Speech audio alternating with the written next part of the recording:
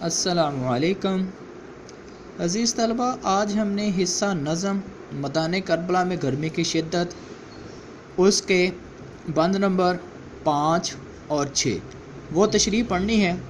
ذرا توجہ کے ساتھ سنیے گا۔ شیر اٹھتے تھے نہ دھوپ کے مارے کچھار وہ جگہ جہاں شیر رہتا ہے۔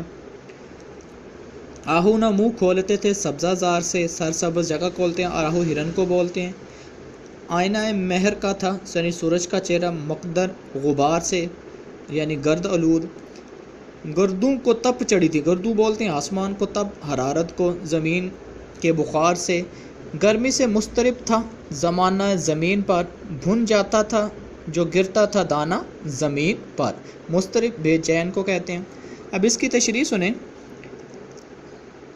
اس بند کے پہلے جو ہے شعر ہے یا پہلے دو مصرے ہیں، اس کے اندر شاعر کہہ رہا ہے کہ اتنی زیادہ گرمی تھی کہ ایک درندہ جو ہے جسے شیر کہا جاتا تھا، جو اپنی طاقت اور اپنی ہیبت کی وجہ سے پورے جنگل کا بادشاہ کہلاتا تھا، لیکن گرمی کی شدت اتنی زیادہ تھا وہ بھی اپنی کچھار سے باہر منہ نہیں نکالتا تھا، اور ہرن جو تھے انہیں جہاں جگہ میسر تھی یعنی سبزہ زار سے باہر نہیں نکلتے تھے، وہیں انہوں نے اپنے آپ کو چھپائے ہوئے تھا۔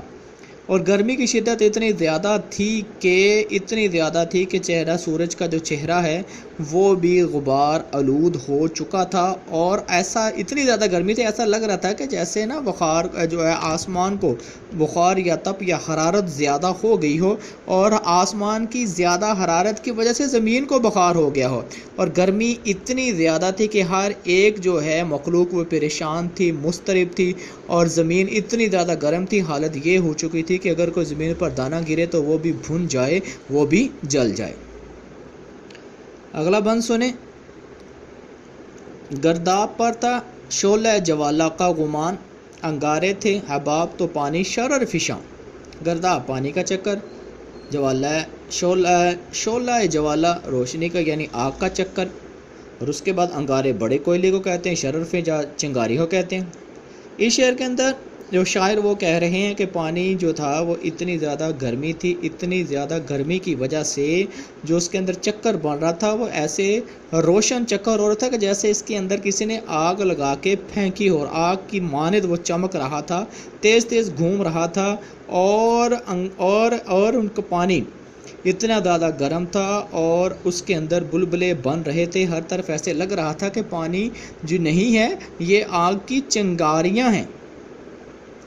منہ سے نکل پڑی تھی ہر ایک موج کی زبان، طے پر تھے سب نہنگ مگر تھی لبوں پہ جان۔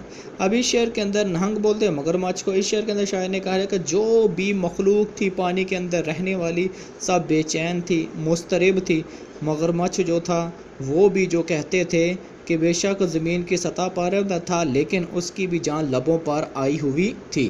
پانی تھا آگ، گرمی روزے حساب کی تھی، اور پانی کیا تھا؟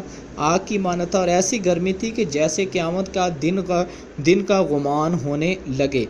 ماہی جو سیخے موج تک آئی کباب تھی، اور مچھلیاں جنہوں نے اپنا مسکن جو ہے وہ سمندر کی تہہ میں بنایا ہوا تھا، اگر وہ بھول کر کہیں سطح آب پر آ گئیں تو ان کی حالت ایسی ہو جاتی جیسے انہیں بھون دیا گیا ہو، جیسے انہیں کوئلوں پہ رکھ کر پکا لیا گیا ہو۔